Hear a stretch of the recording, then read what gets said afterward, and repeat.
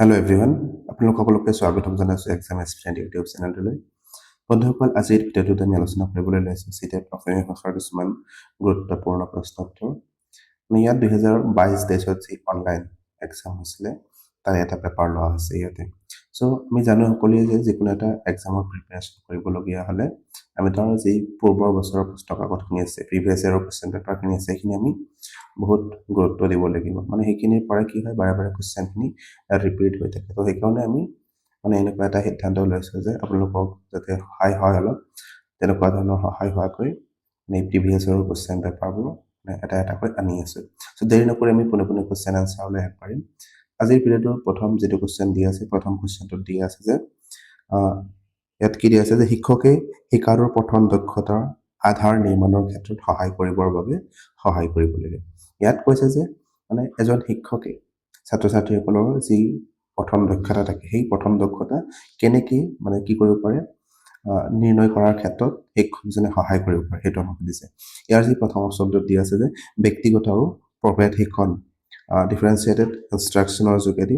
2 নম্বৰত কৈছে গ্ৰেড ভিত্তিক মনোবিশিষ্ট পৰীক্ষাৰ সহায়ত। 3 নম্বৰত কৈছে বিভিন্ন কাৰিকৰী প্ৰযুক্তি ব্যৱহাৰ কৰি। আৰু 4 নম্বৰত কৈছে পঠনৰ পূৰ্বে নতুন আৰু প্ৰত্যাহ্বানপূৰ্ণ শব্দবোৰৰ যোগেদি। ইয়াত যদি আমি চাব যাওঁ, ইয়াত যে 4 নম্বৰ অপশ্যনটো দিয়া আছে পঠনৰ পূৰ্বে নতুন আৰু প্ৰত্যাহ্বানপূৰ্ণ শব্দ ভাণ্ডাৰৰ যোগেদি। ইয়াত আমি পঠনৰ আগতে যদি কিছুমান তেনেকুৱা ধৰণৰ প্ৰত্যাহ্বানপূৰ্ণ বা জটিল শব্দ তেওঁলোকক শিকাওঁ, তেওঁলোকৰ পঠন ভাল নহয় আৰু বেয়াহে হৈ গৈ থাকিব। চ' এইটো আমি এলিমিনেট কৰিব পাৰি, এইটো শুদ্ধ হ'ব নোৱাৰে। আৰু যি আমাৰ এই 2 নম্বৰ অপশ্যনটো দিয়া আছে গ্ৰেড ভিত্তিক মনোনিৱেশ পৰীক্ষা। ইয়াত আমি গ্ৰেড ভিত্তিক কোনোবা এজনে ভালকৈ পঢ়িব পাৰিছে বা কোনোবা এজনে পঢ়িব পৰা নাই, সেই হিচাপত যদি আমি গ্ৰেড দিওঁ, তথাপি এইটো ভাল বস্তু নহয়। ইয়াক আমি গ্ৰেড হিচাপত দি আমি এইটো পৰীক্ষা কৰিব নোৱাৰোঁ। চ' ইয়াৰ যি 3 নম্বৰ অপশ্যনটো দি আছে বিভিন্ন কাৰিকৰী প্ৰযুক্তিৰ ব্যৱহাৰ কৰি, এইটো কিছু পৰিমাণে হয় ভাষা এটা শিকাৰ ক্ষেত্ৰত বা পঠনৰ ক্ষেত্ৰত কাৰিকৰী যিবোৰ প্ৰযুক্তিবিদ্যা থাকে, সেইবোৰ হোৱাত আমি কিছু পৰিমাণে হ'লেও সহায় পাওঁ। কিন্তু ইয়াত আমাক বিচাৰিছে বেষ্ট থ্ৰু। ইয়াৰ 4টা অপশ্যনৰ ভিতৰত কোনটো আটাইতকৈ বেছি এপ্ৰপ্ৰিয়েট হয়, চ' সেইটোৱে আমি দিব লাগিব। ইয়াৰ যি প্ৰথম অপশ্যনটো দিয়া আছে যে ব্যক্তিগত আৰু প্ৰভেদসূচক শিক্ষণ অৰ্থাৎ ডিফাৰেঞ্চিয়েটেড ইনষ্ট্ৰাকশ্যনৰ যোগেদি, এইটোৱে হ'ব ইয়াৰ শুদ্ধ উত্তৰ। অৰ্থাৎ ইয়াত আমি কি কৰিব পাৰিম যে ইয়াতে প্ৰতিজন ব্যক্তিৰে শিকাৰ যি গতি থাকে, সেই গতিটো একে নহয়, চবৰে শিকনৰ গতিটো বেলেগ বেলেগ হয়। চ' সেইকাৰণে চবকে যদি আমি একেধৰণেই শিকাবলৈ চেষ্টা কৰোঁ, সেইটো কেতিয়াও তেওঁলোকে ভাল দক্ষতা অৰ্জন কৰিব নোৱাৰিব। চ' তেওঁলোকক বেলেগ বেলেগ ধৰণে আমি ইনষ্ট্ৰাকশ্যন এটা দি তেওঁলোকক আমি কি কৰিব পাৰিম, বিভিন্ন ধৰণৰ দক্ষতা তেওঁলোকক আগবঢ়াই লৈ যাব পাৰিম। চ' ইয়াৰ শুদ্ধ উত্তৰ হ'ব অপশ্যন নম্বৰ 1। এতিয়া নেক্সট কুৱেশ্যনটোলৈ 2 নম্বৰ কুৱেশ্যনত কি দি আছে, 2 নম্বৰ কুৱেশ্যনটোত দি আছে যে দ্বিতীয় শ্ৰেণীৰ এগৰাকী শিক্ষকে ছপাৰ ওপৰত থকা পাঠৰ পৰিচিত শব্দবোৰ সঠিকভাৱে আৰু দক্ষতাৰে চিনাক্ত কৰাৰ সামৰ্থ্য বৃদ্ধি কৰাৰ বাবে মনোনিৱেশ কৰিছে। এই শব্দবোৰ কি বুলি কৈছে, ইয়াতে কি কৈছে, দ্বিতীয় মানৰ ক্লাছ 2ৰ পৰা এগৰাকী ক্লাছৰ এগৰাকী শিক্ষকে কি কৰিছে, প্ৰিণ্ট কৰা যিবোৰ কিতাপ থাকে বা ছপা যিবোৰ পুথি থাকে, সেই পুথিৰ পৰা কিছুমান পৰিচিত শব্দ তেওঁলোকে কি কৰিছে, সঠিকভাৱে আৰু দক্ষতাৰে চিনাক্ত কৰিবৰ কাৰণে কি কৰিছে, সামৰ্থ্য বৃদ্ধি যাতে কৰিব পাৰি সেইমতে তেওঁলোকক মনোনিৱেশ কৰিছে। এইটো কি কৰিব বিচাৰিছে শিক্ষকজনে? ইয়াৰ প্ৰথম যিটো অপশ্যন দিয়া আছে আলোকিত শব্দ অৰ্থাৎ চাইটৰ, 2 নম্বৰত দি আছে সাৰ শব্দ কণ্টেণ্ট ৱাৰ্ড, 3 নম্বৰত দি আছে জটিল শব্দ, আৰু 4 নম্বৰটোত দি আছে কি কৰ্মবাচ্যসূচক শব্দ। এইবোৰ শব্দৰ বিষয়ে কৈছে, এইবোৰ শব্দ কি হয় একচুৱেলি। চ' ইয়াত যদি আমি চাব যাওঁ জটিল শব্দ অপশ্যন নম্বৰ যি 3 দিছে এইটো হ'ব নোৱাৰে। তাৰপিছত কৰ্মবাচ্যসূচক শব্দ এইটোও নহয়। তাৰপিছত সাৰ শব্দৰ কথা কৈছে, এইটো নহয়। চ' ইয়াত যদি আমি চাব যাওঁ শুদ্ধ উত্তৰটো হ'ব অপশ্যন নম্বৰ 2 অৱলোকিত শব্দ অৰ্থাৎ চাইড ৱাৰ্ড। তাৰমানে কি কৈছে ইয়াতে যে এই শব্দবোৰ দেখাৰ লগে লগে ছাত্ৰ ছাত্ৰীসকলে কি পাব, চিনি পাব। ইয়াৰ বাবে কোনো বিশেষ বানান কৰিব নালাগে। এই শিক্ষাৰ্থীৰ পঠনৰ গতি আৰু দক্ষতা সদায় কি কৰিব, বৃদ্ধি কৰিব। চ' ইয়াৰ উত্তৰটো হ'ব অপশ্যন নম্বৰ 1। এতিয়া আমি নেক্সট 3 নম্বৰ কুৱেশ্যনটোলৈ। 3 নম্বৰ কুৱেশ্যনত কি কৈছে যে আটাইতকৈ অধিক ভাষাৰ জ্ঞান হৈছে আমি যেতিয়া ভাষা শিকোঁ, এটা ভাষা শিকোঁ বা দুটা ভাষা শিকোঁ বা তাতকৈ বেছি যেতিয়া ভাষা শিকোঁ, সেই ভাষাৰ জ্ঞানে আমাক কি কৰিব, কেনেধৰণৰ সহায় কৰিব।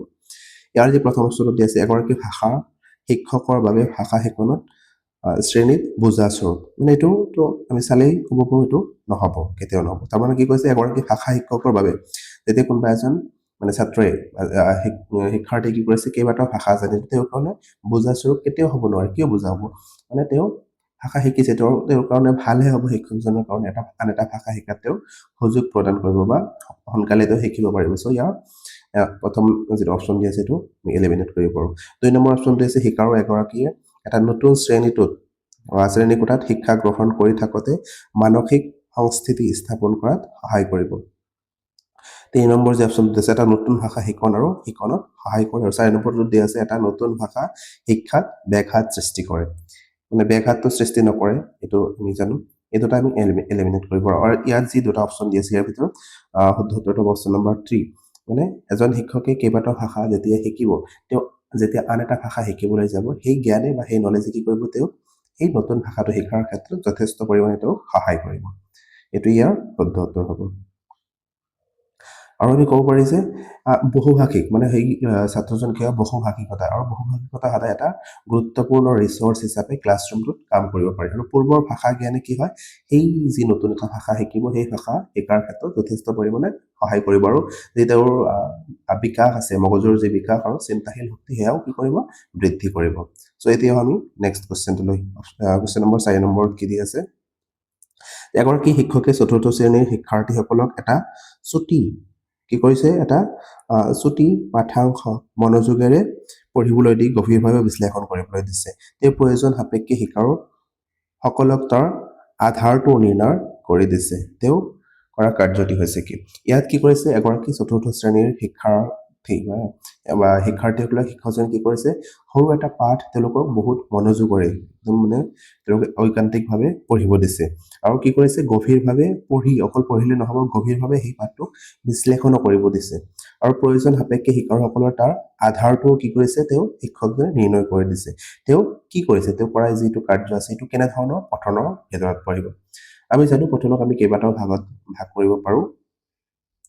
তেনেকুৱা ধৰণৰ ইয়াত দিয়া আছে বিস্তৃত পঠন, এক্সটেন্সিভ ৰিডিং, তাৰপিছত দিছে ঐকান্তিক পঠন, আৰু দিয়া আছে জটিল বা পুংখানুপুংখী পুনসজ্জিত পঠন, জিগজু ৰিডিং, আৰু দিয়া আছে সংগী পঠন, পাৰ্টনাৰ ৰিডিং। এইটোতো আমি পোৱা নাই, পঠনৰ ভিতৰত নাই এইটো পাৰ্টনাৰ ৰিডিং মানে কি।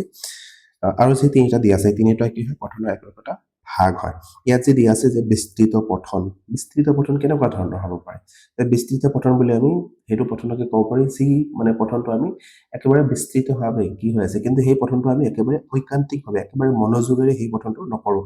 মানে আমি ওপৰে পঢ়ি যাম, মানে পঠনটোত কি ক'ব বিচাৰিছে, মানে ইয়াৰ মূল অৰ্থটো মানে মূল সাৰাংশটো আমি তাক কি কৰিম, বিচাৰিম। এইটোৱে হ'ব কি এক্সটেন্সিভ ৰিডিং, অৰ্থাৎ বিস্তৃত পঠন। যেনেকুৱা ধৰণৰ আমি এখন নাটক পঢ়োঁ বা এখন উপন্যাস পঢ়োঁ, তেতিয়া আমি কি নকৰোঁ, সেই নাটক বা সেই উপন্যাসখনৰ একেবাৰে এটা শব্দ বা ইয়াতে সেই শব্দটোত কি বুজাব বিচাৰিছে তেনেকুৱা ধৰণৰ আমি নপঢ়োঁ। কেৱল এই নাটকখন বা এই উপন্যাসখনৰ কাহিনীটো কি, ইয়াত কি একচুৱেলি ক'ব বিচাৰিছে সেইটোৱে আমি পঢ়ি যাওঁ। সেইটোৱে হ'ব কি বিস্তৃত পঠন, এক্সটেন্সিভ ৰিডিং।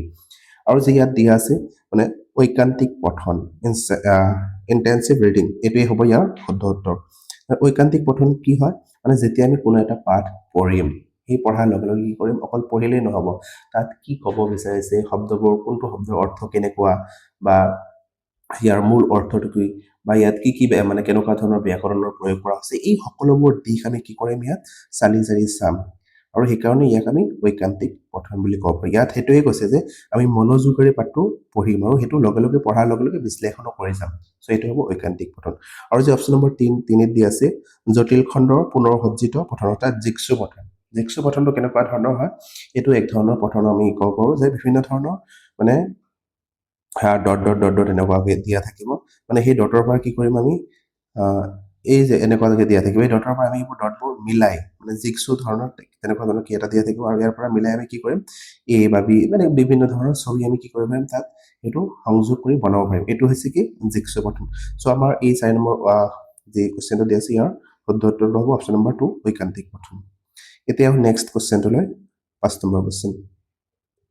5 নম্বৰ কুৱেশ্যনটোত ক'ব বিচাৰিছে যে বাস্তৱসন্মত আৰু ব্যৱহাৰিক পৰিস্থিতিৰ সহায়ত শিকাৰুৰ সহজভাৱে ভাষা এটাৰ সৈতে পৰিচয় কৰি দিয়ে পদ্ধতিটো ভাষা শিকনৰ পদ্ধতি বুলি কোৱা হয়। মানে কোনটো পদ্ধতি আমি ক'ব পাৰিম ইয়াত কি ক'ব বিচাৰিছে যে বাস্তৱসন্মত আৰু ব্যৱহাৰিক পৰিস্থিতিৰ সহায়ত, মানে আমি ভাষাটো কেনেকৈ শিকোঁ, এটা ভাষা আমাৰ প্ৰথম ভাষাটো যে আছে, চাপোজ আমাৰ মাতৃভাষাটো আছে, মাতৃভাষাটো কেনেকুৱা ধৰণে শিকোঁ, মানে বাস্তৱিক আমি শুনি থাকোঁ সদায়, আৰু দেখি থাকোঁ কোনে কেনেকুৱা ধৰণৰ কৈছে আৰু সেইবোৰ শুনি শুনি বা দেখি দেখি আমি কি কৰোঁ সেই ভাষাটো শিকিব পাৰোঁ সেই কথাটোৱে কৈছে ব্যৱহাৰিক পৰিস্থিতিত সহায়ত শিকাৰো সহজভাৱে ভাষা এটাৰ সৈতে পৰিচয় কৰি দিয়া যিটো পদ্ধতি বা সেই ভাষা শিকনক আমি কি বুলি ক'ব পাৰিম ইয়াৰ যে 4টা অপশ্যন দি আছে গঠনবাদী দৃষ্টিভংগী ষ্ট্ৰাকচাৰেল এপ্ৰ'চ 2 নম্বৰত দি আছে পদ্ধতি অনুকূল ভাষা শিকন পদ্ধতি আৰু 3 নম্বৰত দি আছে শ্ৰব্যভাষিক পদ্ধতি আৰু 4 নম্বৰটোত দি আছে দ্বিভাষিক পদ্ধতি ইয়াত আমাক কি কৈছে মানে পৰিৱেশৰ লগত মিলি বা ব্যৱহাৰিকভাৱে বা বাস্তৱসন্মত ভাবে আমি কি কৰিছো ভাষাটো শিকিছো সো ইয়াৰ শুদ্ধ উত্তৰটো অপশ্যন নম্বৰ 2 মানে পদ্ধতি অনুকূল ভাষা শিকন পদ্ধতি অৰ্থাৎ আমি যেনেকুৱা ধৰণৰ যেতিয়া যি পৰিস্থিতি হৈছে সেই পৰিস্থিতিতে কি কৰিছো ভাষাটো শিকিছো সো এইটো হ'ব মানে অপশ্যন নম্বৰ 2 ইয়াৰ শুদ্ধ উত্তৰ হ'ব ইয়াত কি কৰিছে ইয়াত বাস্তৱ জীৱনৰ যিবোৰ পৰিস্থিতি আছে সেইবোৰ এটা মানে সৃষ্টি কৰি তেওঁ ভাষাটো শিকিছে আৰু পৰিস্থিতিৰ মাধ্যমেৰে ভাষা শিকিবলৈ আমাৰ কি হয় যদি কোনো এটা মানে সিচুৱেশ্যনত আমি ভাষাটো এপ্লাই কৰিব পাৰোঁ বা ব্যৱহাৰ কৰিব পাৰোঁ তেতিয়া আমি সেই যি শিকিলোঁ সেই শিকনিটো আমি কি কৰিব পাৰিম দীৰ্ঘদিনলৈ মনত ৰাখিব পাৰিম আৰু কি কৰিব শিক্ষাৰ্থীসকলক ব্যৱহাৰিকভাৱে ভাষা ব্যৱহাৰ কৰিবলৈ শিকাব আৰু যি আমাৰ ইয়াত অপশ্যন নম্বৰ 3 দিয়া আছে অডিঅ' লেংগুৱেজ মেথড এইটো আমি আগতে পঢ়ি আহিছোঁ অডিঅ' লেংগুৱেজ মেথড কি হয় যে যেতিয়া আমি কোনো এটা ভাষা মানে ড্ৰিল আৰু প্ৰেক্টিছৰ জৰিয়তে মুখস্থ কৰিম আৰু সেইটো এজ ইট ইজ সেইটো তাত এপ্লাই কৰিম তাকে আমি কি কৰিম ক'ব পাৰোঁ অডিঅ' লেংগুৱেজ মেথড বুলি আমি ক'ব পাৰোঁ আৰু দ্বিভাষিক পদ্ধতি বুলি তেনেকুৱা পদ্ধতি নাই মানে দ্বিভাষিতা বুলি ক'ব পাৰি যে কোনোবা এজনে দুটা ভাষা শিকিছে তেওঁক আমি দ্বিভাষিক বুলি ক'ব পাৰিম এতিয়া নেক্সট কুৱেশ্যনটোলৈ মানে 6 নম্বৰ কুৱেশ্যনত কি দি আছে পূৰ্বপঠনৰ কাৰ্যসমূহ প্ৰয়োজন হয় মানে পূৰ্বপঠন আৰু পৰপঠন আমি দুটা পঠন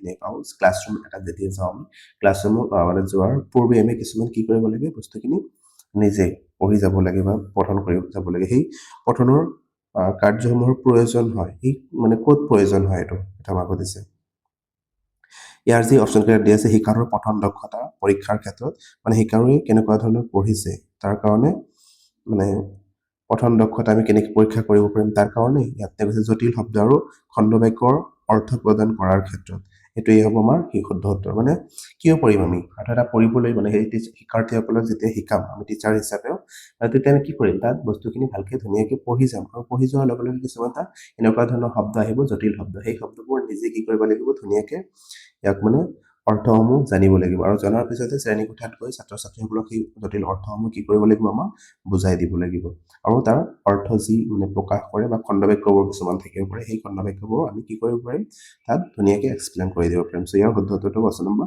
3 2 ইয়াৰ তাৰপিছত কৈছে শিকাৰুক পাঠত প্ৰৱেশ কৰিবলৈ সামৰ্থ্য প্ৰদান কৰা আৰু তেওঁলোকক অনুপ্ৰাণিত কৰা এইটো নহয় আৰু 4 নম্বৰ দিছে পঠনীয়া পাঠত থকা বৈকৰণিক প্ৰসংগসমূহৰ ব্যাখ্যা ক্ষেত্ৰত এইটো নহয় সো এতিয়া আমি আহোঁ নেক্সট কুৱেশ্যনটোলৈ 7 নম্বৰ কুৱেশ্যনত কি কৰিছে প্ৰথম ভাষা আহৰণৰ ক্ষেত্ৰত নিম্নোক্ত স্তৰসমূহৰ প্ৰয়োজন হয় ইয়াত আমি যেতিয়া এটা ভাষা শিকোঁ বা আমাৰ মাতৃভাষাটো যেতিয়া শিকোঁ মাতৃভাষা এটা শিকোঁতে আমি কিছুমান ষ্টেজ পাৰ কৰিব লগা হয় ইয়াত সেই ষ্টেজবোৰৰ কথা সুধিছে মানে কেনেকুৱা ধৰণৰ ষ্টেজ আমি পাৰ কৰিব লাগে ইয়াত যদি আমি চাব যাওঁ মানে আমি আগতে ইয়াৰ মানে আগৰ যিবোৰ প্ৰিভিয়াছ ইয়াৰৰ কুৱেশ্যন আছিলে তাৰ পঢ়োতে আমি এইটো কুৱেশ্যন পাইছোঁ যে যেতিয়া শিশুৱে জন্ম হয় জন্মৰ পৰা 6 সপ্তাহৰ ভিতৰত তেওঁ কি আৰম্ভ কৰে কুইং বা গোয়িং আৰম্ভ কৰে ইয়াত যি প্ৰথমটো দি আছে কুইং বা গোয়িং সেইটো জন্মৰ 6 সপ্তাহৰ ভিতৰত তেওঁ এইটো ষ্টাৰ্ট কৰে তাৰপিছত কি কৰে কুইং বা গোয়িং যিটো ষ্টাৰ আছিলে সেই ষ্টাৰটো পাৰ হোৱাৰ পিছত তেওঁ কলকলনি বেবলিং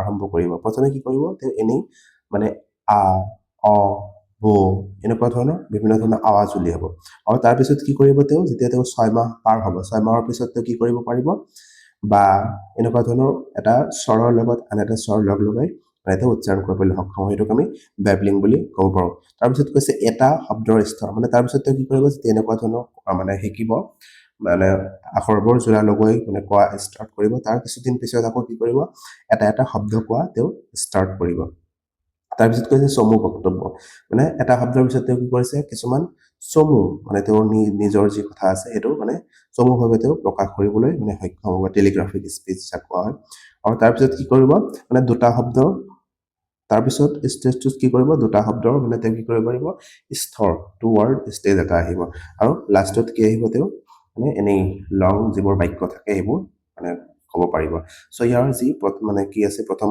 অপশ্যনটোতে দি আছে গুণগুণোৱা কলকলোৱা তাৰপিছত এটা শব্দিক স্তৰ তাৰপিছত কৈছে চমু বক্তব্য আৰু দুটা শব্দ স্তৰ এইটোৱে হ'ব ইয়াৰ শুদ্ধ উত্তৰ এতিয়া নেক্সট কুৱেশ্যনটোলৈ ৮ নম্বৰ কুৱেশ্যনটোলৈ ৮ নম্বৰ কুৱেশ্যনত কি দিছে মানে এটা অভিগমন ইয়াত কৈছে এই অভিগমনটোৱে ভাষাৰ সামগ্ৰিকভাৱে বিচাৰ কৰে আৰু বৈয়াকৰণিক গাঁথনি তথা একক শব্দতকৈ অৰ্থৰ ওপৰত অধিক গুৰুত্ব প্ৰদান কৰে এই অভিগমনটো হৈছে ইয়াত এটা অভিগমনৰ কথা সুধিছে মানে ইয়াৰ যে চাৰিটা অপশ্যন দি আছে তাৰে কোনটো অভিগমন ইয়াৰ ক্ষেত্ৰত শুদ্ধ হ'ব মানে ইয়াত কি ক'ব বিচাৰিছে যে এটা এই অভিগমনটোৱে ভাষাৰ সামগ্ৰিকভাৱে বিচাৰ কৰে মানে আমি যেতিয়া এটা ভাষা শিকো ভাষা মানে কি কৰোঁ পঢ়োতে কি কৰোঁ ইয়াক সামগ্ৰিকভাৱে যেতিয়া আমি বিচাৰ কৰোঁ আৰু বৈয়াকৰণিক গাঁথনি তথা এটা একক শব্দতকৈ মানে আমি ক্ষুদ্ৰ ক্ষুদ্ৰ যিবোৰ গোট থাকে তাৰ সেইবোৰতকৈ তাৰ অৰ্থৰ ওপৰতে বেছি গুৰুত্ব দিওঁ এই অভিগমনটোক আমি কি বুলি ক'ব পাৰোঁ এইটো সুধিছে ইয়াৰ যি প্ৰথম অপশ্যনটো দিয়া আছে যে অধমুখী অভিগমন অৰ্থাৎ টপ ডাউন এপ্ৰচ মানে আমি ভাষা এটা মানে কিহৰ শিকাৰ মানে যেতিয়া আমি পঢ়াৰ ক্ষেত্ৰত আমি দুটা অভিগমন ব্যৱহাৰ কৰিব পাৰোঁ এটা হৈছে টপ ডাউন এপ্ৰচ আৰু এটা হৈছে বটম আপ এপ্ৰচ এতিয়া আমি জানিম এই দুটা কি বস্তু হয় মানে কেনেকুৱা ধৰণৰ টপ ডাউন এপ্ৰচ মানে কি হয় বটম আপ এপ্ৰচ মানে কি হয় যে টপ ডাউন অধমুখী মানে টপৰ পৰা ডাউনলৈ অৰ্থাৎ আমি যেতিয়া এটা পাঠ এটা পঢ়িম বা যেতিয়া এটা পেৰেগ্ৰাফ এটা পঢ়িম পঢ়োতে কি কৰিম প্ৰথমে টপ মানে তাৰ কি ক'ব বিচাৰিছে মানে সাৰাংশখিনি কি হয় সেইটো আমি প্ৰথমে কি কৰিম মানে তাত গুৰুত্ব দিম আৰু তাৰপিছতে আমি কি কৰিম লাহে লাহে এটা বাক্য তাৰপিছত মানে কি কৰিম আমি একটা শব্দ আৰু তাৰ পৰা বৰ্ণ মানে এনেকুৱা ধৰণৰ ওপৰৰ পৰা তললৈ আমি নামি আহিম এইটো কোৱা হ'ব মানে অধগমী অৰ্থাৎ টপ ডাউন এপ্ৰচ আৰু এটা হৈছে ঊৰ্ধ্বগমী অভিগমন অৰ্থাৎ বটম আপ এপ্ৰচ মানে বটম আপ এপ্ৰচ কি হয় যেতিয়া আমি কি কৰিম প্ৰথমে বৰ্ণবোৰ শিকিম মানে কি বৰ্ণ ব্যৱহাৰ কৰা হৈছে মানে কি বৰ্ণ আছে আৰু সেই বৰ্ণবোৰ কি কৰিম আমি তাৰপিছত একোটা শব্দ বনোৱা ষ্টাৰ্ট কৰিম আৰু এটা শব্দ ব্যৱহাৰ কৰি আকৌ এটা বাক্য বনোৱা ষ্টাৰ্ট কৰিম আৰু এনেকৈ কি কৰিম এটা সময়ত গৈ কি কৰিম আমি যি পেৰেগ্ৰাফ আছে যি এটা পাঠ আছে তাৰ সামগ্ৰিক অৰ্থটোনো কি হয় এইটো আমি কি কৰিম বিচাৰ কৰিবলৈ চেষ্টা কৰিম এইটোৱে হ'ব অধমুখী অভিগমন অৰ্থাৎ বটম আপ এপ্ৰচ সো ইয়াত আমাক সুধিছে কি কৰিছে সামগ্ৰিকভাৱে তেওঁ কি কৰিছে প্ৰথমে পাঠটো পঢ়িছে মানে সামগ্ৰিকভাৱে কি ক'ব বিচাৰিছে তাৰ অৰ্থটো কি হয় সেইটো তেওঁ কি কৰিছে গুৰুত্ব দিছে ব্যাকৰণৰ ক্ষেত্ৰত তেওঁ গুৰুত্ব দিয়া নাই বা শব্দবোৰৰ ক্ষেত্ৰত তেওঁ গুৰুত্ব দিয়া নাই সো এইটো কেনেকুৱা ধৰণৰ অভিগমন হ'ব এইটো অধগমী অভিগমন হ'ব অপশ্যন নম্বৰ 1 আৰু শুদ্ধ উত্তৰ হ'ব এতিয়া নেক্সট কুৱেশ্যনটোলৈ 9 নম্বৰ কুৱেশ্যনটোলৈ 9 নম্বৰ কুৱেশ্যনটোত কৈছে এগৰাকী শিক্ষকে কম গ্ৰেড পোৱা ছাত্ৰ ছাত্ৰীসকলে কি কাৰণে কম গ্ৰেড লাভ কৰিছে তাৰ কাৰণ জানিবৰ বাবে ডেছৰ যোগেদি এটা পৰীক্ষাৰ আৰ্হি প্ৰস্তুত কৰিছে মানে কিছুমান শিক্ষাৰ্থী কি কৰিছে একেলগে পঢ়া শুনা কৰিছে নে ইয়াত কি কৈছে ছাত্ৰ ছাত্ৰীসকলে কি কাৰণে কম গ্ৰেড লাভ কৰিছে তাৰ কাৰণ জানিবৰ বাবে কি কৰিছে ইয়াত যি চাৰিটা অপশ্যন দি আছে নিদানমূলক পৰীক্ষা তাৰপিছত কৈছে দক্ষতা পৰীক্ষা তাৰপিছত কৈছে ফলাফল পৰীক্ষা আৰু বোধপত্তি পৰীক্ষণ ইয়াত কোনটো শুদ্ধ হ'ব আমি যদি চাব যাওঁ ইয়াত কি কৰিছে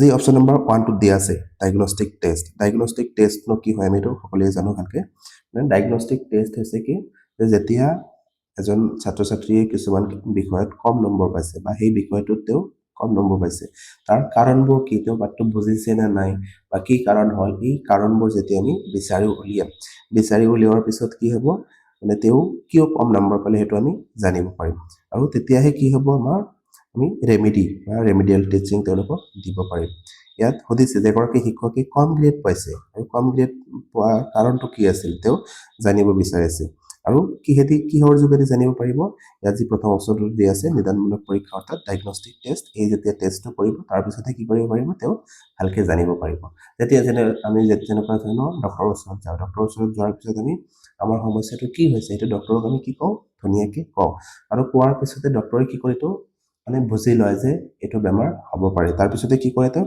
তাৰ কাৰণে মেডিচিন লিখি দিয়ে মানে তেনেকুৱা ধৰণৰ ডায়াগনষ্টিক টেষ্ট কৰে বা আমি প্ৰথমে ডক্টৰৰ ওচৰত যোৱাৰ পিছত ডক্টৰে বিভিন্ন ধৰণৰ পৰীক্ষা নিৰীক্ষা কৰি কি চাব যে তেওঁ কি বেমাৰ হৈছে আৰু ধৰা পৰাৰ পিছত তেওঁ মেডিচিন লিখি দিব এনেকুৱা ধৰণৰ কথা সো ইয়াৰ শুদ্ধ উত্তৰটো হ'ব অপশ্যন নম্বৰ 1 এতিয়া নেক্সট কুৱেশ্যন 10 নম্বৰ কুৱেশ্যনটোত কি কৈছে এটি শিশুৱে জুতি বান্ধি আৰু গোটত কাম কৰোঁতে সক্ৰিয়ভাৱে অংশগ্ৰহণ কৰিও লিখিত পৰীক্ষাত ভাল নম্বৰ লাভ কৰিবলৈ সক্ষম নহল এগৰাকী শিক্ষক হিচাপে আপুনি শিশুটিক কেনেকৈ সহায় কৰিব। ইয়াত কৈছে যে কিছুমান শিশুৱে কি কৰিছে, জুতি বান্ধি একেলগে গোট বান্ধি কি কৰিছে, সক্ৰিয়ভাৱে অংশগ্ৰহণ কৰি কিছুমান কাম কৰিছে বা পঢ়া শুনা কৰিছে। আৰু যদিও তেনেকুৱা ধৰণৰ মানে গোট বান্ধি তেওঁলোকে ধুনীয়াকৈ পঢ়া শুনা কৰিছে, তথাপিও কি কৰিছে, কিছুমান ষ্টুডেণ্টে কম নম্বৰ পাইছে আৰু কিছুমান ষ্টুডেণ্টে বেছি নম্বৰ পাইছে। এইটোক তুমি কেনেকুৱা ধৰণে ডিল কৰিব বুলি সুধিছে। ইয়াত যি প্ৰথম অপশ্যনটো দিছে, তেওঁৰ সামূহিক অংশগ্ৰহণক প্ৰশংসা কৰি, এইটো আমি কৰিব পাৰি, মানে সামূহিকভাৱে তেওঁলোকে যে পঢ়িছে, নিশ্চয় কিছুমান কাৰণ থাকিব পাৰে তেওঁ মানে কম নম্বৰ পোৱাৰ, কিন্তু আমি তাক কি কৰিব লাগিব, প্ৰশংসা এটা কৰিব লাগিব। প্ৰশংসা কৰিলেহে কি হ'ব, তেওঁ আৰু উৎসাহিত পাব। ইয়াৰ যদি আমি চাব যাওঁ, বাকী কুৱেশ্যন মানে অপশ্যনবোৰ চাওঁ, কি কৈছে, তেওঁৰ অভিভাৱকসকলক শিশুটিক লিখাৰ প্ৰতি আগ্ৰহ নাইকিয়া বুলি জনাই দিব। এইটো হ'বই নোৱাৰে যে আমি ক্লাছৰুমত কিবা এটা শিকাইছোঁ, সেইটোক আমি অভিভাৱকলৈ লৈ যাবই নোৱাৰে, আমি নিজে সেইটো কি কৰিব লাগিব, চল্ভ কৰিব লাগিব। চ' অভিভাৱকলৈ এইটো আমি এৰি দিব নোৱাৰিম, এইটো হ'ব নোৱাৰে। তাৰপিছত কৈছে অভিভাৱকক শিশুটিৰ উৎকৰ্ষতাত সহায় কৰিবৰ বাবে অনুৰোধ কৰিব। আপুনি কি অনুৰোধ কৰিব তেওঁৰ অভিভাৱক? আপুনি টিচাৰ এজন, আপুনি টিচাৰ হৈ নিজে কি কৰিব লাগিব, তেওঁ কিয় কম নম্বৰ পালে তাৰ কাৰণ তুমি জানিব, মানে আপুনি জানিব লাগিব, আৰু জনাৰ পিছত তেওঁক উৎসাহ দিব লাগিব। তেতিয়াহে তেওঁ আকৌ মানে তেওঁৰ যে বেয়া হ'ল সেইটো তেওঁ ভাল কৰিবলৈ চেষ্টা কৰিব।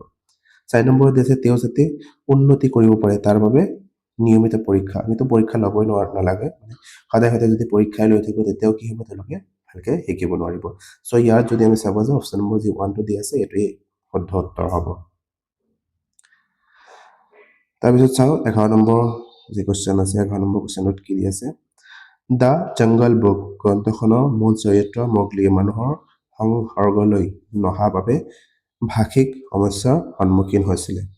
ইয়াত কি কৈছে, দ্য জংগল বুক এটা মানে চিৰিয়েল এটা আছে সৰু বাচ্ছাৰ কাৰণে, আৰু সেই চিৰিয়েলটোত কি কৈছে, মগলী নামৰ এটা চৰিত্ৰ আছে। ইয়াত যি কৈছে মগলী নামৰ এটা চৰিত্ৰ আছে, আৰু চৰিত্ৰটো কি কৰিছে, তেওঁ জংঘলত থকাৰ কাৰণে ভাষাৰ ক্ষেত্ৰত বিভিন্ন ধৰণৰ সমস্যাৰ সন্মুখীন হৈছে, ভাষাটোতো শিকিব পৰা নাই।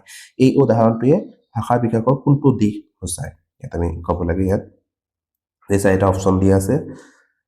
4টা অপশ্যনৰ ভিতৰত প্ৰথম অপশ্যনটো দিছে, শিশুটিয়ে সঠিক বয়সত সঠিক ভাষিক পৰিৱেশ লাভ নকৰিলে। এইটো হ'ব পাৰে।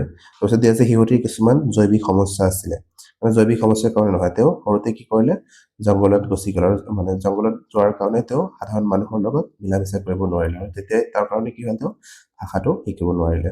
এইটো হ'ব নোৱাৰে। 3 নম্বৰ অপশ্যনটো দিছে, তেওঁ বাক শক্তিৰ জন্মগত শক্তিসহ জন্ম হোৱা নাছিলে, এইটোও নহয়। আৰু যে 4 নম্বৰ দিছে, তেওঁ মানুহৰ মুখৰ ভাষাতকৈ জীৱ জন্তুৰ ভাষাই বেছি ভাল পাইছিল, এইটোও নহয়। যি প্ৰথম অপশ্যনটো দি আছে, শিশুটি সঠিক বয়সত সঠিক ভাষিক পৰিৱেশ লাভ নকৰিলে, এইটোৱেই হ'ব ইয়াৰ পাৰফেক্ট এনচাৰ। তাৰ কাৰণটো কি, মানে শিশুৱে যেতিয়া জন্ম হয়, জন্ম পৰা 5 বছৰ বয়সৰ ভিতৰত তেওঁ কি হয়, যি মানে বিকাশ, মানে 85% পৰ্যন্ত কি হয়, তেওঁৰ বিকাশ কমপ্লিট হৈ যায়, আৰু 5 বছৰ বয়সলৈকে তেওঁ মাতৃভাষাটো ধুনীয়াকৈ শিকে। আৰু মগলীয়ে কি কৰিছে, সৰুৰ পৰাই তেওঁ জংঘলত থাকিছে, জংঘলত থকাৰ কাৰণে তেওঁ এই যি মানুহৰ পৰিৱেশ সেইটো পোৱা নাই, আৰু সেইকাৰণে কি হৈছে, তেওঁ ভাষাটো শিকিব পৰা নাই। তেওঁ মানে ভাষাটো শিকাৰ ক্ষেত্ৰত বিভিন্ন ধৰণৰ, পিছলৈ যদি তেওঁক লৈ অহা হয়, তেওঁ ভাষাটো ইমান জল্দি শিকিব নোৱাৰিব, মানে তেওঁৰ বহুত সময় লাগিব। চ' ইয়াৰ শুদ্ধটো অপশ্যন নম্বৰ 1 হ'ব। এতিয়াও 12 নম্বৰ কুৱেশ্যনটোলৈ। 12 নম্বৰ কুৱেশ্যনত কি কৈছে, প্ৰয়োগবাদ প্ৰেগমেটিজ কি হৈছে, প্ৰেগমেটিজে কি হৈছে, এইটো আমাক সুধিছে। ভাষাৰ সামাজিক নিয়ম, ইয়াত কৈছে বিদ্যালয়ৰ ভাষাৰ আঁচনি, তাৰপিছত কৈছে বিদ্যালয়ত শিক্ষাৰ ভাষা, আৰু কৈছে বিদ্যায়তনিক ভাষা। ইয়াত কোনটো শুদ্ধ হ'ব? ইয়াত যদি আমি চাব যাওঁ, অপশ্যন নম্বৰ যি 1 দি আছে, ভাষাৰ সামাজিক নিয়ম, এইটোৱেই হ'ব প্ৰেগমেটিজৰ, মানে প্ৰেগমেটিজে এইটোৱেই সূচাব যে ভাষাৰ সামাজিক নিয়মবোৰ যে আছে, এই নিয়মবোৰ কি হয়, আমি প্ৰেগমেটিজ বুলি ক'ব পাৰোঁ। ইয়াত যদি আমি চাব যাওঁ, প্ৰয়োগবাদটো কি হয়, এইটো আমি জানিব লাগিব। প্ৰেগমেটিজনো কি হয়, যে প্ৰেগমেটিজ হৈছে যে ভাষা বিজ্ঞানৰ এনে এটা শাখা য'ত সামাজিক প্ৰেক্ষাপট বা পৰিস্থিতিৰ সাপেক্ষে ভাষা কেনেকৈ আমি ব্যৱহাৰ কৰিব লাগে, সেইটো আমি ইয়াত শিকোৱা হয়। যেনেকুৱা ধৰণৰ কাৰ সৈতে আৰু কেতিয়া আৰু কেনেকৈ আমি কথা পাতিব লাগে, এইবোৰ তাত কি কৰা হয়, শিকোৱা হয়। তাৰ সামাজিক নিয়মসমূহৰ কি কৰা হয়, ইয়াত অধ্যয়ন কৰা হয়। চ' ইয়াৰ শুদ্ধটো অপশ্যন নম্বৰ 1 হ'ব। এতিয়া নেক্সট 13 নম্বৰ কুৱেশ্যনটোলৈ। 13 নম্বৰ কুৱেশ্যনত কি কৈছে, তলৰ কোনটো কবিতা এটা পৰীক্ষাৰ ক্ষেত্ৰত দৰকাৰী উপাদান বুলি গণ্য কৰা নহয়। মানে কবিতা এটা যে থাকে, কবিতাত কিছুমান উপাদান থাকে, ইয়াত কৈছে তলৰ কোনটো কবিতাৰ উপাদান নহয়, মানে কবিতাৰ ক্ষেত্ৰত আমি ব্যৱহাৰ নকৰিলেও চলি যাব। ইয়াত যে 4টা অপশ্যন দি আছে, প্ৰথমটো দিছে ব্যাকৰণ, তাৰপিছত দি আছে শব্দ ভাণ্ডাৰ, তাৰপিছত দি আছে কাব্যিক উপকৰণ, আৰু 4 নম্বৰ দি আছে কবিতাটোৰ বিষয়বস্তু। এইটো চালে আমি ভালকৈ ক'বই পাৰিম কি হৈছে। ইয়াত যি শব্দ ভাণ্ডাৰ দি আছে কবিতা এটা লিখিবলৈ হ'লে শব্দৰ প্ৰয়োজন হ'বই, শব্দ নোহোৱাকৈ আমি কবিতা লিখিব নোৱাৰিম, এইটো লাগিবই। তাৰপিছত কৈছে কাব্যিক উপাদান, কবিতা এটা লিখিবলৈ হ'লে তাত কাব্যময় এটা ভাৱ এটা থাকিব লাগিব, সেইটো আমাক লাগিব। তাৰপিছত কৈছে কবিতাটোৰ বিষয়বস্তু, আমি কোনটো বিষয়ক লৈ কবিতাটো লিখিম বা কি বিষয় ইয়াত থাকিব সেইটো আমি লাগিবই, বিষয় নোহোৱাকৈ আমি কবিতা লিখিব নোৱাৰিম। চ' এই তিনিওটাই আমাক লাগিব, তিনিটো নহ'লে আমি কবিতা এটা লিখিব নোৱাৰিম। ইয়াত যি প্ৰথম অপশ্যনটো দিয়া আছে মানে ইয়াত নহয় বুলি সুধিছে ন, চ' ইয়াত সেইটো ব্যাকৰণটো নহ'ব। এতিয়া নেক্সট কুৱেশ্যনটোলৈ আহোঁ, 14 নম্বৰ কুৱেশ্যন। 14 নম্বৰ কুৱেশ্যনটোত কি কৈছে যে কোনটো পদ্ধতিয়ে মাতৃভাষাত ইতিপূৰ্বে আহৰণ কৰা কৌশলবোৰ উন্নত কৰাত সহায় কৰে আৰু লক্ষ্য ভাষা সাৱলীল আয়ত্তকৰণ আৰু বিশুদ্ধতা অনাত সহায় কৰে। ইয়াত মাতৃভাষাৰ কথা কৈছে, মাতৃভাষা শিকনত আমি যে আগতে শিকি আহিছোঁ কিছুমান কৌশল আৰু সেইবোৰ উন্নত কৰাৰ কাৰণে কি কৰিব, লক্ষ্য ভাষা এটা, আমি যিটো ভাষা শিকিম সেই ভাষাটো আয়ত্ত মানে সাৱলীলভাৱে আয়ত্ত আৰু বিশুদ্ধতা অনাৰ ক্ষেত্ৰত সহায় কৰিব। চাৰিটা অপশ্যন দি আছে, তাৰে কি কৈছে মানে প্ৰথম অপশ্যনটোত কি দি আছে, প্ৰত্যক্ষ পদ্ধতি, ডাইৰেক্ট মেথড। ডাইৰেক্ট মেথড আমি কেতিয়া মানে কি ব্যৱহাৰ কৰিম, আমি যেতিয়া ভাষা এটা শিকিম, দ্বিতীয় ভাষা এটা শিকিম, দ্বিতীয় ভাষা এটা শিকোঁতে আমি মাতৃভাষা আমি তাত ব্যৱহাৰ নকৰোঁ। ইতিপূৰ্বে যি মাতৃভাষা আমি শিকিছোঁ সেই মাতৃভাষা আমি তাত ব্যৱহাৰ নকৰোঁ, কিন্তু তাত কি কৰা হয়, ডাইৰেক্ট যিটো ভাষা শিকিম, চাপ'জ ইংৰাজী ভাষা শিকিছোঁ, ক্লাছটোত অকল ইংৰাজী ভাষাই কোৱা হ'ব। চ' এইটো আমি ইয়াত এই ক্ষেত্ৰত হ'ব নোৱাৰে। ইয়াত কৈছে যে ইতিপূৰ্বে ভাষা এটা আহৰণ কৰিছে বা মাতৃভাষাটো তেওঁ শিকিছে, তাৰপিছত দ্বিতীয় ভাষা এটা মানে আয়ত্ত কৰিব বিচাৰিছে, আৰু সেইটো মানে বিশুদ্ধতা অনাৰ ক্ষেত্ৰত কি সহায় কৰিব। তাৰপিছত কৈছে ব্যাকৰণ অনুবাদ পদ্ধতি, গ্ৰামাৰ ট্ৰান্সলেট মেথড। এইটোও নহয়, গ্ৰামাৰ ট্ৰান্সলেট মেথড কি হয়, এইটো ভাষা মানে এটা শিকাৰ ক্ষেত্ৰত আটাইতকৈ পুৰণি পদ্ধতি আৰু এইটোৱে আমাক ইমান ফল নিদিয়ে। ডাইৰেক্ট মেথডটোৱে কি হয়, ভাষা শিকাৰ ক্ষেত্ৰত বহুত মানে ভাল ফল এটা দিয়ে। তাৰপিছত কৈছে দ্বিভাষিক পদ্ধতি আৰু কৈছে শ্ৰৱণ ভাষা বৈজ্ঞানিক পদ্ধতি, এইটোও নহয়। ইয়াত যি 3 নম্বৰ অপশ্যন দি আছে দ্বিভাষিক পদ্ধতি, ইয়াৰ ক্ষেত্ৰত এইটোৱে শুদ্ধ হ'ব। মানে তেওঁ কি কৰিছে, দ্বিভাষিক পদ্ধতি ব্যৱহাৰ কৰিছে ইয়াতে, যে প্ৰথমে তেওঁ যিটো ভাষা শিকিছে সেই ভাষাক লক্ষ্য হিচাপে লৈ তেওঁ আন এটা ভাষা শিকিব বা সেই ভাষাটো ধুনীয়াকৈ বিশুদ্ধতাৰ সহায়ত আয়ত্ত কৰিব। চ' এইটো হ'ব অপশ্যন নম্বৰ 3। এতিয়া হ'ল নেক্সট কুৱেশ্যন, অৰ্থাৎ আজিৰ ভিডিঅ'টো শেষৰ কুৱেশ্যনলৈ। ইয়াত কৈছে যে শিকন অসমৰ্থতা হিচাপে তলৰ কোনটো ডিছগ্ৰাফিয়াৰ ক্ষেত্ৰত সত্য নহয়। ইয়াত আমি কি পাওঁ, লাৰ্ণিং ডিছেবিলিটি কিছুমান পাওঁ, সেই ডিছেবিলিটিৰ কথা কৈছে ইয়াত, যেনেকুৱা ধৰণৰ ডিছগ্ৰাফিয়া, ডিছমৰ্ফিয়া বা ডিছলেক্সিয়া, এনেকুৱা ধৰণৰ বিভিন্ন ধৰণৰ মানে কি থাকে, লাৰ্ণিং ডিছেবিলিটি থাকে। তাৰ ইয়াত কৈছে ডিছগ্ৰাফিয়া। ডিছগ্ৰাফিয়াটো কি হয়, এইটো মেইনলি যদি আমি জানো মানে আমি যি লিখোঁ, লিখনিৰ ক্ষেত্ৰত এইটো কি কৰে, আমাৰ বাধাৰ এটা সৃষ্টি কৰে, বা আমি বি লিখোঁতে ডি লিখি পেলাওঁ বা পি লিখোঁতে কিউ লিখি পেলাওঁ, এনেকুৱা ধৰণৰ কি হয় ডিছগ্ৰাফিয়া, মানে ভাষা এটা লিখাৰ ক্ষেত্ৰত আমাৰ সমস্যাৰ সৃষ্টি হয়। এইটো কৈছে যে চাৰিটা অপশ্যনৰ ভিতৰত তিনিটা ডিছগ্ৰাফিয়াৰ লক্ষণ হয়, কোনটো নহয় বুলি কৈছে ইয়াত আমাক। প্ৰথম অপশ্যনটোত দি আছে ই শিকাৰুৰ বিশুদ্ধ লিখন দক্ষতাক প্ৰভাৱিত কৰে, এইটো হয়। মানে মানে শিকাৰুৱে শুদ্ধকৈ লিখাৰ ক্ষেত্ৰত কি কৰিব, প্ৰভাৱ পেলাব, মানে শুদ্ধকৈ লিখিব নোৱাৰিব, যাৰ ডিছগ্ৰাফিয়া থাকিব। 2 নম্বৰ কৈছে ই বৰ্ণৰ সংযুতি সৃষ্টি, সংখ্যা আৰু শব্দৰ কাগজত লিখাৰ বাধাৰ সৃষ্টি কৰিব, এইটোও হয়। মানে তেওঁ মানে কি কৰিব, বৰ্ণ এটাৰ সংযুতি কেনেকৈ সৃষ্টি কৰিব, সংখ্যা আৰু শব্দৰ কাগজত লিখাৰ ক্ষেত্ৰত তেওঁ বাধাৰ সন্মুখীন হ'ব, এইটোও ইয়াৰ ক্ষেত্ৰত শুদ্ধ হয়, 8 নম্বৰটো শুদ্ধ হয়। তাৰপিছত কি কৈছে, ই সামগ্ৰিক মতৰ দক্ষতা আৰু যুক্তিবাদী চিন্তা কি কৰিব, প্ৰভাৱিত কৰিব, এইটো নহয় ডিছগ্ৰাফিয়াৰ ক্ষেত্ৰত। যে সামগ্ৰিক মতৰ দক্ষতা বা মটৰ স্কিল যিবোৰ থাকে, সেই মটৰ স্কিল বা আমি যে থিংকিং কৰোঁ, সেই থিংকিঙৰ লগত সি জড়িত নহয়। আৰু 4 নম্বৰ অপশ্যনটো যি দুৰ্বল বানান, বেয়া হাতৰ আখৰ আদি সমস্যাৰ সৃষ্টি কৰে, এইটোৱে ইয়াৰ ক্ষেত্ৰত শুদ্ধই হ'ব। ইয়াত আমাক কৈছে কোনটো নহয়, চ' ইয়াত নহয় বুলি ক'লে অপশ্যন নম্বৰ 3টোৱে হ'ব। চ' আমাক নহয় বুলিয়ে কৈছে, চ' শুদ্ধ উত্তৰটো এইটোৱে হ'ব, অপশ্যন নম্বৰ 3। চ' বন্ধুসকল, আজিৰ ভিডিঅ'টোত 15টা কুৱেশ্যন আলোচনা কৰি, যদি ভিডিঅ'টো ভাল লাগিছে লাইক শ্বেয়াৰ কৰিবলৈ নাপাহৰিব, আৰু এতিয়ালৈকে যদি আমাৰ চেনেলটো ছাবস্ক্ৰাইব কৰা নাই, চেনেলটো ছাবস্ক্ৰাইব কৰি ৰাখিব। ধন্যবাদ।